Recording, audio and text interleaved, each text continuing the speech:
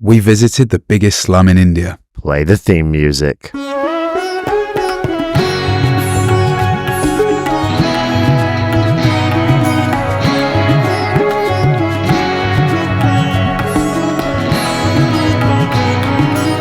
Hello and welcome to this episode of Tripology. I'm Alan and I'm here with the ever conscientious Adam.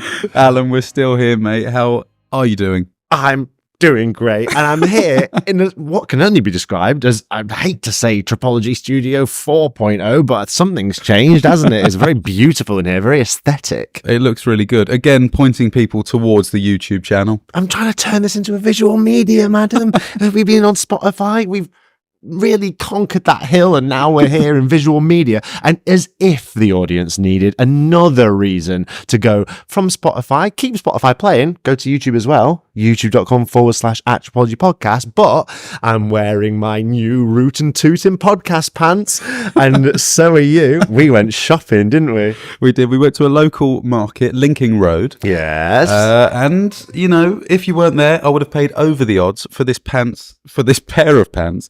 That I really don't like. They're itchy as anything, mate. Very itchy in the way of pants, these are. You went to get some pants for yourself. I said, go on then, if you're getting podcast pants, I'll partake as well. And we've ended up with very primary colour pantaloons that I've decided that every time I do the podcast from now on, I'm going to be wearing these bright red pants.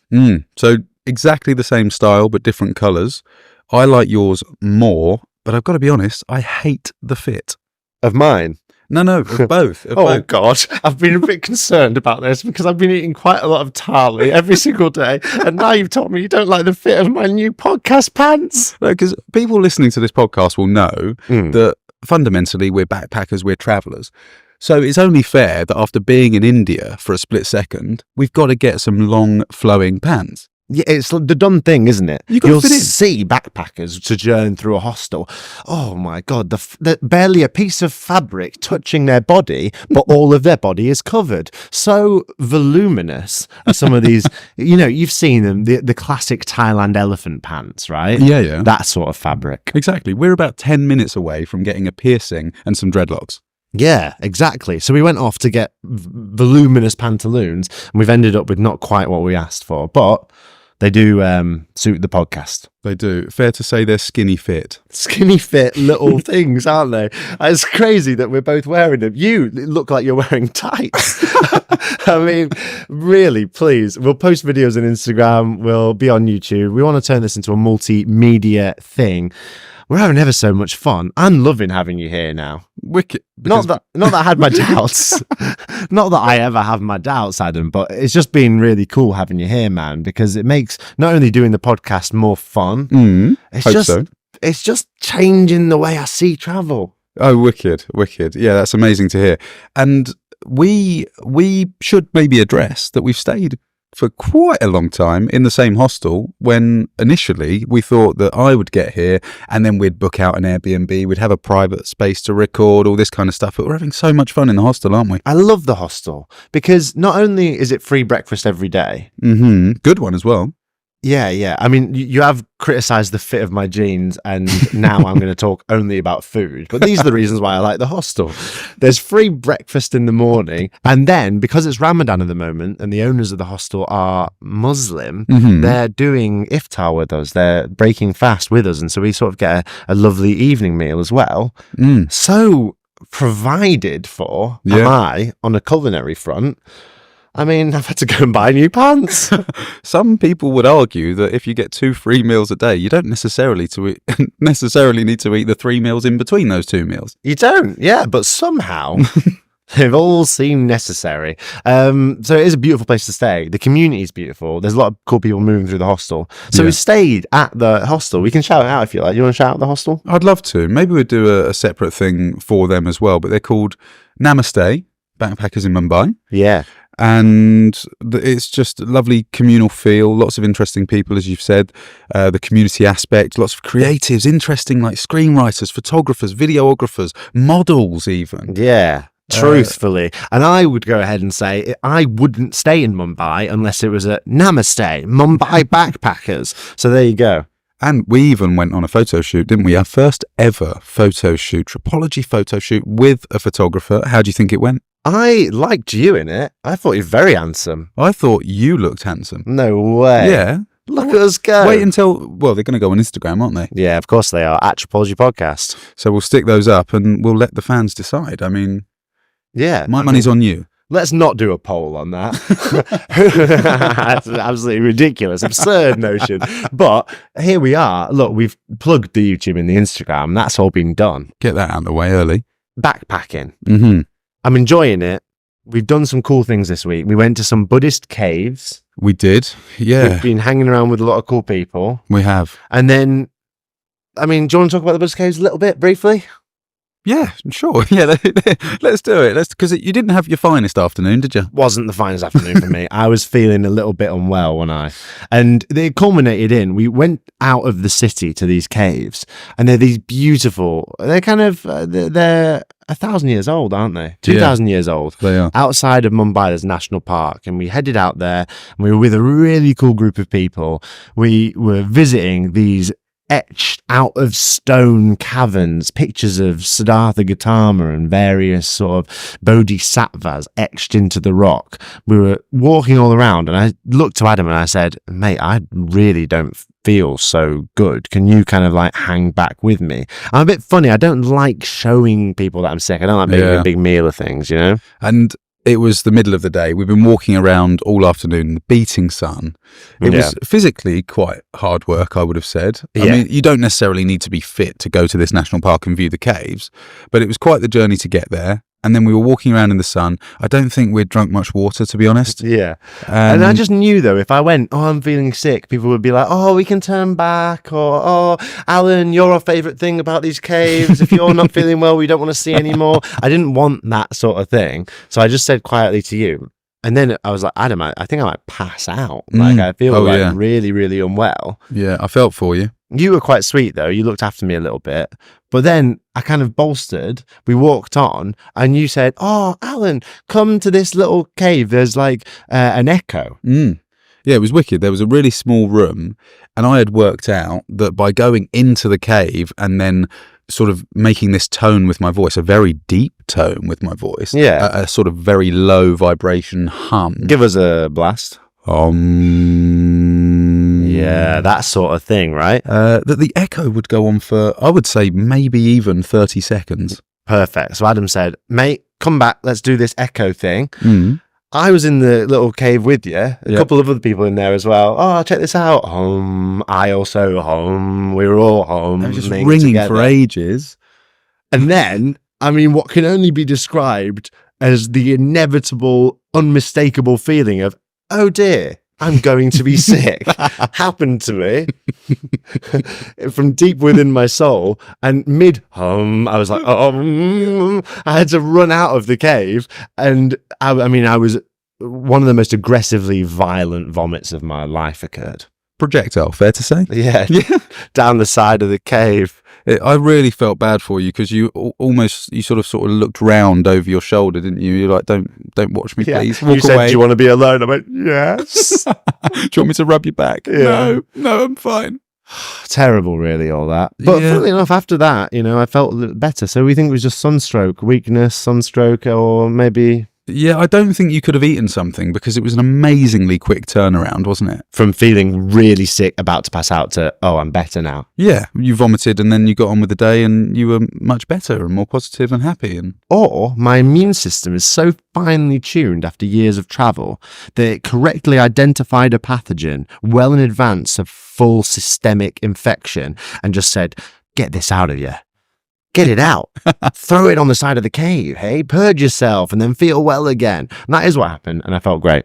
So, yeah, two good things. The humming was pretty cool, and you were sick and felt better, and all round we had a really good day. And none of the other backpackers knew that I was sick, apart from Adam, which I liked, because I don't want anyone to know any weaknesses apart from my best friend. That's, the only way to victory. Speaking of the other backpackers, though, we've got to know a fair bunch of them. Yeah. I like them. They're wicked. But they've all been going off and doing something that I initially had trepidation about, you know? Yeah, which was? Do you know what I'm talking about? Yeah, I've got an idea. Yeah, Go on, yeah. spill the beans. He has an idea because sometimes we discuss what to talk about in the episode, and I said, let's talk about this thing. Often the backpackers were going off and coming back to the hostel and saying, today we visited the largest slum in Mumbai. Yes. The second largest slum in all of Asia. Yeah. We went there and we would have conversations with them about it. It was something that I initially felt quite trepidatious about. Yeah, and quite rightly so. I mean, it's very normal to be so apprehensive about that sort of thing because it's billed as a tour, isn't it? Yeah. Oh, we did a tour of the slum. Yeah, and I mean, there's obviously a famous slum in Mumbai, Dharavi, and I think that we are interested in going, but we never want it to seem like we're sort of tourists just having a look for our own benefit, and it's very conflicting ethically, morally. I don't know whether it's here was my well concern, right? Is it just seemed voyeuristic in some sense, wasn't it? Like, you can put one spin at it. Oh, it's the slum where Slumdog Millionaire were filmed. Yes. Maybe that's intriguing to some people. It has a lot of superlatives, you know, second largest slum. But it is somewhat voyeuristic, I'm sure the listening audience will agree, to be like, oh, we live a life of, let's face it, quite a lot of privilege. Yeah. Let's go and view this place, which the very nature of it is that people there don't have very much or are in difficult circumstances. Yeah, of course. The definition of a slum is a place where, you know, it's a government-owned piece of land where people have built their houses. Yeah. And it's often very densely packed, like much more densely packed than any other areas of the city. It creates problematic economic and social conditions. Just going there to look at that for the sake of it seemed obtuse in some way to both me and Adam.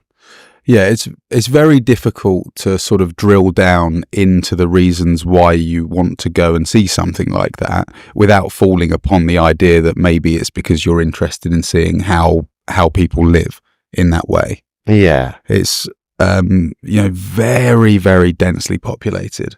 The families there have got no space at all.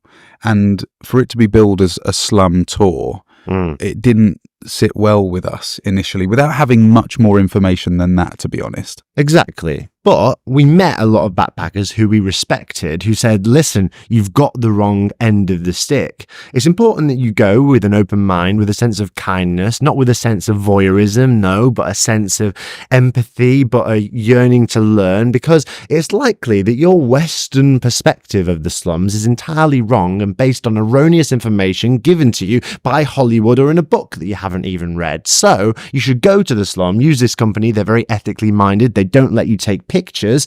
You should go and experience what the actual people in the slum think about their slum, because it ain't what you expect it to be. All of the backpackers, it was unanimous. They were saying there's a real sense of community there. The people are there that are there are very happy, and you know, there's sort of infrastructure, and it's just absolutely not a negative experience. And the people that we met said that they didn't feel like they were just poking their nose in and looking at impoverished people. It was overall a very, very positive experience. And some people even said that, you know, beforehand they felt the same way we did. I don't know. It really does depend. I'm still, even now, you know, spoiler alert, we went to the slum, and we're going to talk about that in the second half of the episode.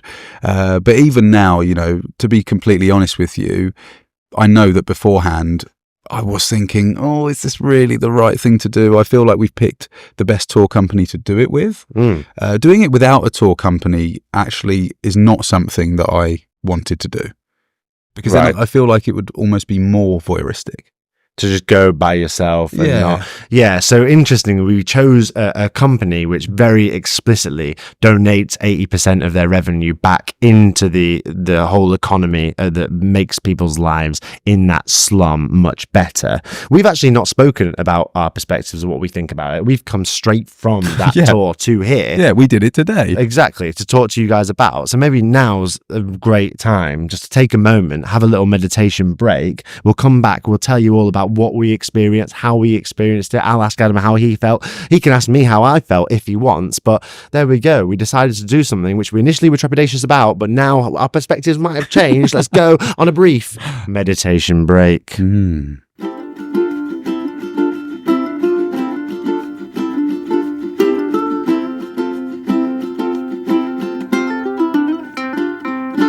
And like a photon firing across the universe into the retina of an organism standing on a planet looking into the sun, our conscious mind returns back into our brain box. We're here talking to you about our experience on what can only be described as a tour of Mumbai's biggest and Asia's second largest slum.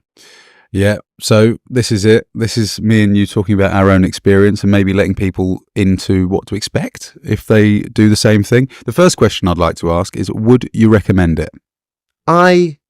Despite feeling very strongly that I didn't want to go initially. Yeah. Because I think I really held the flag for us as tripologists being like, I think it's wrong, actually, to go and visit the slum. Yeah. I now, having been, would recommend going. In the same way that lots of other backpackers convinced us. And even then, I still had a little doubt in my mind. I thought, yeah, but, even so, it's going to be a little bit strange. It's going to feel immoral walking through the streets and through people's houses and seeing them in their daily lives. But I couldn't agree with you more, mate. Because as a traveller, I'd lived in a slum. Right. I was teaching computer classes in a slum out of Nairobi. Okay. And I would have been annoyed, I think, living in that slum, right, if just backpackers had gone through on a tour, just like taking pictures of my friends who lived in the slum who I was living with, and then just effed off back to the airport. I would have felt like, what are you doing? Like, I developed a relationship with those people. I loved living there. There was lots of positive things about that area that I just felt like I got such a perspective that I earned through hard work. Yeah. It would have felt wrong to me just to flit on through. Yeah, sure. But I had a lot of misconceptions, I think, about what this slum, Dharavi in Mumbai, was. Yeah. And having those broken through going on this tour, I think was of real benefit. I've walked away with a new perspective and I'm kind of reconsidering what I think of poverty in a lot of ways. Yeah, I mean, the slum itself is gigantic, isn't it? Yeah, it's over massive. 400 acres of land. It houses 1 million people. 1 million registered people. Registered, yeah. They think it could be closer to 2 million. Because there are lots of people that actually come in from neighbouring countryside areas and other states that come and work there. And I don't know whether they're registered, to be honest with you. I don't think they are. No, they're definitely not. Most of the people that come in from the countryside, right? Yeah, and they're there to earn some money because the industry in the slum is vast. It's incredible. Yeah, lots of recycling. We saw amazing machines, didn't we? Machines that were specific to workshops that were breaking down plastics. Built within the slum to do the job of crushing the plastics. And then pottery, textiles. Hides as well. We saw there was this really sort of jarring moment where we walked through that sort of open courtyard and there were goats that were sort of making their way through a mountain of trash. And just opposite, on the other side of the path that we were walking on, there was some men sorting out some goat hide. Yeah. And I thought, wow, to see those two things in exactly the same shot is like, oh God. It's really crazy. Yeah. So much industry. It must be that the people listening or watching this have this perception of a slum as like a very densely populated area where there's a lot of people living with a lot of poverty. But I didn't consider the industry really. The slum itself generates more than $1 billion every year. Yeah. Which is like a huge industry. And everyone within the slum is doing different things, right? Like Adam says. So there's a whole economy that goes on. And the people living there, by all intents and purposes, like proud, a great community where the crime rate's low, people look after each other. Yeah. Everyone's banded together. Sure, there's been religious conflicts and social conflicts in the past, but actually like a very tight-knit community of people where people are like sleeping at their workplaces and conditions cannot be great. But I mean, there's a lot to be proud of about the environment that's been created there. And with the right attitude, it is a very interesting place to walk around, isn't it? Absolutely. I mean, I don't know what else you've done in terms of, being in slums beforehand, but it's it's got to be the most compact, most densely populated area I've been to. It's 20 times more dense than Mumbai itself. Which is just insane, because Mumbai itself is a very densely populated city. Yeah, I mean, I used to live in Hong Kong, and that was very compact. Everything sort of goes upwards, and there's, obviously space comes at a premium. But in the slum, there are so many nooks and crannies and little alleyways, and there's a lot of darkness that's created because of how dense it is, right? That's interesting. Yeah, there is. Yeah, it feels light like just doesn't get through because there are so many buildings on top of each other.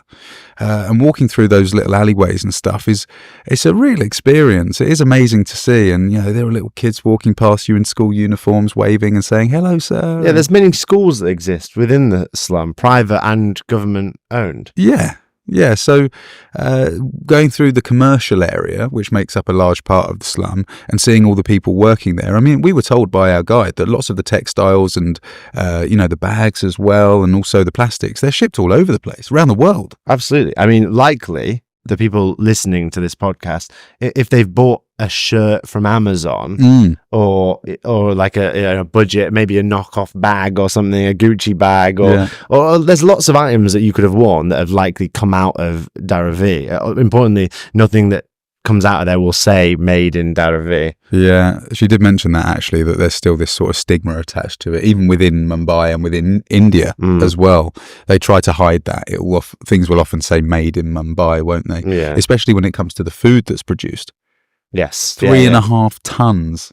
Wow. Which is just such an enormous amount of food to come out of a place like that. But when you've got that many people living in tight sort of quarters, it's a very difficult life, I think, overall. But my goodness, are the people friendly? So friendly, and really happy that people were walking through on these tours, because I mean, it must be frustrating living in an environment like that and knowing that the public perception is formed from, just sort of fictitious material, really. Yeah. And therefore, this thing that you're quite proud of, i.e. your community, is kind of, people shy away from it because they think it's somehow dangerous or unclean or anything like this. So seeing people walk through and change those perceptions, I think, was a source of enjoyment for them. Yeah, and I did make sure to ask the tour guide afterwards, didn't I, whether the people who live in the community, whether they mind tourists walking through. And she said, no, more often than not. I mean, the people are very proud and very happy because they want to change people's perception of where they live. Absolutely, man. It raises so many interesting travel questions, doesn't it? Because in an instance like that, I think almost the right thing to do is pursue curiosity at all costs when traveling. Yeah. And if you can do that in an ethical way, why not do that? Otherwise, you're denying yourself both an experience and an education because of a preconceived idea that you've brought from the West, telling you that it's wrong to do something, even though the people in the place you've gone to have said, no, this is fine, we want this to happen, it helps people in the slum, we donate the profits, people in the slum want you to come. But I'm like, no, because in the West I've learned that it's wrong to be voyeuristic of poverty, so I'm not going to do that because I know better than the people there. And like, no, I don't. If people are telling me to come and I want to come, then I should come because I might learn something. And I did learn something. I learned that even the whole idea and perception of slum equals what? Slum equals something that I didn't know it equals. It equals industry and the community and a lot of positive things. Yeah, I know that hygiene is an issue there. And I mean, we saw that firsthand, didn't we? We saw lots of trash in neighbouring rivers and obviously all over the floor and that kind of thing. But so I think you make such an excellent point. It is about educating yourself and having a much better idea about how these people live. We just had some really special moments when we were walking through. Do you remember when that lady was picking up the huge basket of pottery? Yeah, she asked you for a hand. Yeah, so just to set the scene, we were walking through this alleyway and there was a gentleman and an elderly lady who were picking up this huge basket of freshly made clay pots. Yeah. And they were sort of gesturing to me to help them lift it off the floor. Yeah. And I thought, I just assumed that we were going to carry it down the street somewhere. Yeah, so, all three of us lifting this really heavy, big basket of pots to maybe a neighbouring street. And as we lifted it, we hauled it up into the air, and then we pushed it even higher. And the elderly lady, bless her, She got underneath it. she got underneath it and popped it on her head. Yeah. And just said, "No, this is all right." Stuff. She went, oh, went off into the distance. Off into with the it. distance with this huge thing sort of wobbling around on her head, bless her. People are so hardworking there. I mean, we are at risk of glorifying something which obviously conditions are trying there as well. It's not that these people have perfect lives. No, of course not. We know how much, we were told actually how much they earn roughly, weren't we? Yeah, so if you're starting like kind of the lower skill jobs, talking like crushing the plastic and all this stuff, high labor, lower skill, it's like 400 rupees a day, but you can sleep on site and you get the raw materials for your food provided. Yeah, which is equal to what, $4 or $5 a day. Yeah. So it's incredibly low. And then if you're in maybe a job where there's slightly higher risk of things like inhaling toxic fumes from the plastic, 600 rupees. Yeah, and these people work incredibly hard, and they're 6 sending days a that week. money home to their families. Yeah. Oftentimes, because they don't have to buy the food and they can sleep on site. All that money is getting sent home so that their families in the countryside can enjoy better lives. Yeah, it is incredibly difficult for these people. Very, very tough. And we're not arguing that at all. There is actually some redevelopment that's happening as well, which is interesting to hear that lots of people are pushing back against within the community. Because it doesn't necessarily serve them. I mean, some families that live in certain areas have got maybe larger properties. Maybe they've been there for a few generations, and their houses might even be a couple of floors. And then you've got other families that live in much smaller properties.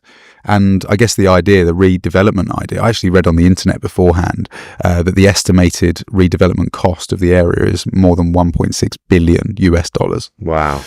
So it's an enormous undertaking, and even some companies outside of India have bid as well. But there are some families that live in really small properties that maybe will benefit from these huge high-rise apartment blocks because they'll end up getting bigger apartments than what they currently live in. However, there are some families that already live in larger properties that may have to downsize even though their family is much larger. So it's a tough one, really. It's a tough one, and it's interesting, isn't it? Yeah, and oftentimes, like, people form their own communities and senses of ownership and all these things, and government intervention can be seen as a positive thing or a negative thing. And oftentimes these things have complicated political nuances that, I mean, we're probably not equipped to understand. But I will say my perspective has definitely altered and shifted. And I think that, pursue ethical travel, think for yourself, make decisions accordingly.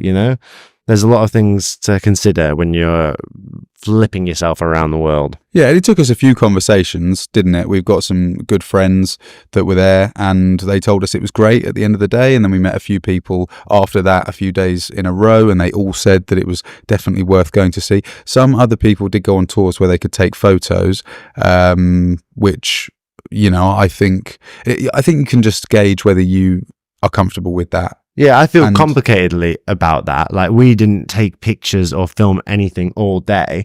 But then at one point, a little kid came up to you and asked if you wanted to play cricket with him. And you bowled a few balls. And we filmed that because it was like a beautiful community thing. Yeah, and even the tour guide asked if they could film it. Yes, in it as well. So, we thought that gave us license to film something. And it was such a beautiful moment, wasn't it? It was great. Just for anyone who wants to know, the kid bowled me out on the first ball. Good at cricket, wasn't he, that kid? It was incredible. Amazing. I couldn't believe it. But our tour guide was amazing. Let's talk a little bit about her, because she was so sweet. She was so wonderful. She was so knowledgeable. She was, she grew up in Hyderabad and then came to Mumbai, did a marketing tourism degree, and she was just very, very knowledgeable and sweet. I made a bit of a faux pas because we talked to her all the day about how, important religion was to her. And she was a wonderful Muslim lady who made it quite clear that she was on Ramadan and fasting. And then upon being offered a sugary drink at the end of the day, I said, you have my one. I'm not going to drink one. And she was like, no, I can't. It's Ramadan. I told you this 10 minutes ago, but thanks anyway. There you go. You win some, you lose some. It was coming from a place of love, though. It was coming from a place of love, but also from a place of a man who's been taking iftar with other Muslims every single day for the last 2 weeks and should have known better. Yeah, I wouldn't beat yourself up about it. I am beating myself up about it, and more on that in the Patreon section of the podcast. Interesting, the split. They said the religions within the community, within the slum, tend to be about 65% Hindu, 30% Muslim. Yeah. And then the rest is made up of various other religions. Really interesting. Really very interesting. Is there any other facts you want to give the audience about the slums? I think we've done a good comprehensive how-to coming to Mumbai. Visit the slums if you want, if you have a sense of genuine curiosity. Otherwise, I mean, just try and get in a Bollywood movie and live sort of a different existence. Do what you like, basically. But if you're curious about multiple things, maybe you can do both. Maybe you can see one side of Mumbai, see the other side of Mumbai, see how some people live, see how other people live, as long as all the time you're listening to Tripology Podcast. Yeah, I like the idea of a Bollywood movie. Who knows what the future holds, Alan? Who knows what the future holds, but there's polarity in everything. The light and the dark, the bright. We'll see you on the next week of Tripology Podcast. We'll see you there. Bye-bye.